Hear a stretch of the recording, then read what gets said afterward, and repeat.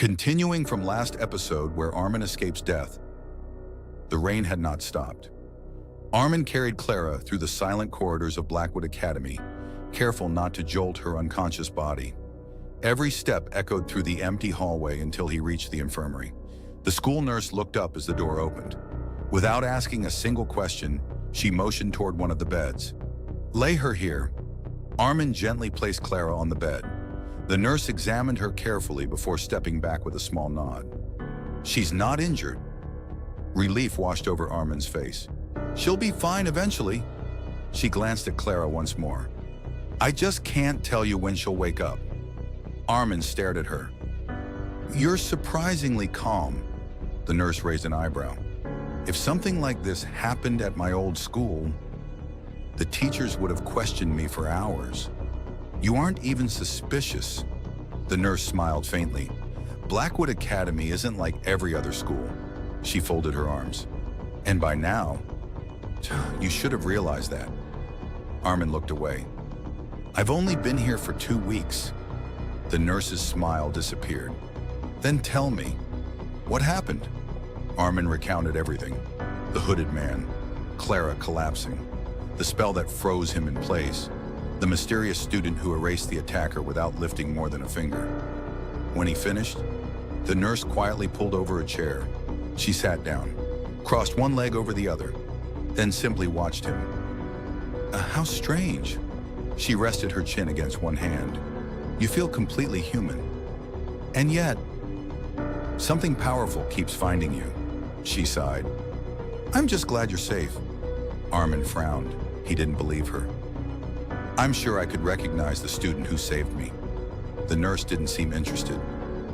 "If he had dark hair, was taller than everyone else, and looked about 2 years older than you, then you were saved by the student council president."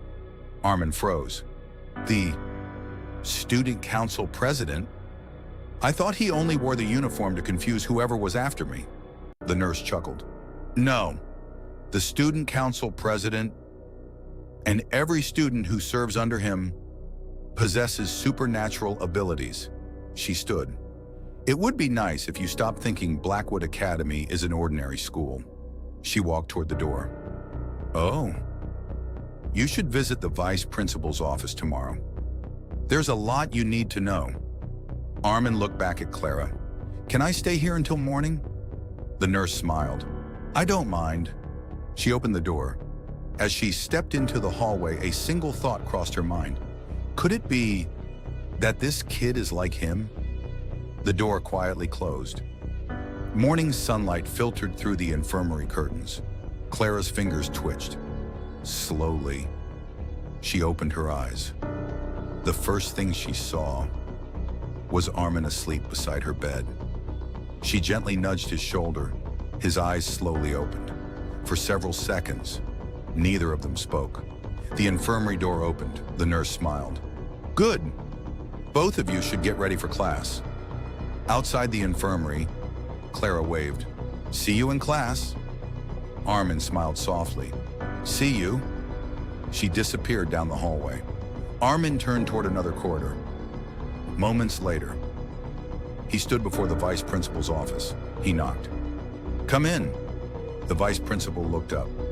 "Welcome again. What can I do for you?" "I wanted to learn more about Blackwood Academy." The vice principal frowned. "How long have you been here?" 2 weeks. He adjusted his glasses, then sighed. "Ah, you must be the new transfer student. My apologies. I've been so occupied. I never had the chance to explain things personally." He gestured toward a chair. "Have a seat. Let's talk." Time passed. When the conversation finally ended, the vice principal smiled apologetically. "I'm afraid I've kept you longer than I intended. You've probably missed today's classes, but I hope your questions have been answered." Outside, Armin walked slowly across the academy grounds. His mind raced. Blackwood Academy wasn't simply a school. It was an entire town hidden within a school, a place where ordinary students studied alongside people with extraordinary abilities, where supernatural incidents weren't unusual, they were expected, where every crisis was handled before the outside world ever noticed. And above everyone else stood the student council, 7 students, each powerful enough to rival teachers, perhaps even those above them. One face returned to his mind, the dark-haired president, the one who had saved his life. I should thank him properly.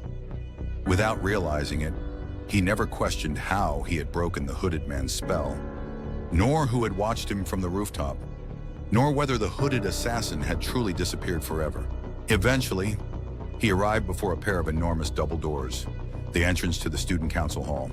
The doors were slightly open. Armin hesitated. The corridor around him suddenly became unnaturally quiet. He slowly turned to leave. Then, a calm female voice echoed directly inside his mind. "What do you want?" Armin froze. I'd like to meet the student council president," the voice answered immediately. "Then come in." He slowly pushed the doors open. Inside, a massive circular chamber stretched before him. 6 students sat around an enormous round table, each seated far apart from the others. Only one chair remained empty, the seat at the very center, the president's seat. As the doors creaked open, every pair of eyes turned toward Armin. One of them smiled. Want to find out what happened next? Then you should subscribe to this channel. There's more to Blackwood Academy, and Armin is not the only special case in this school.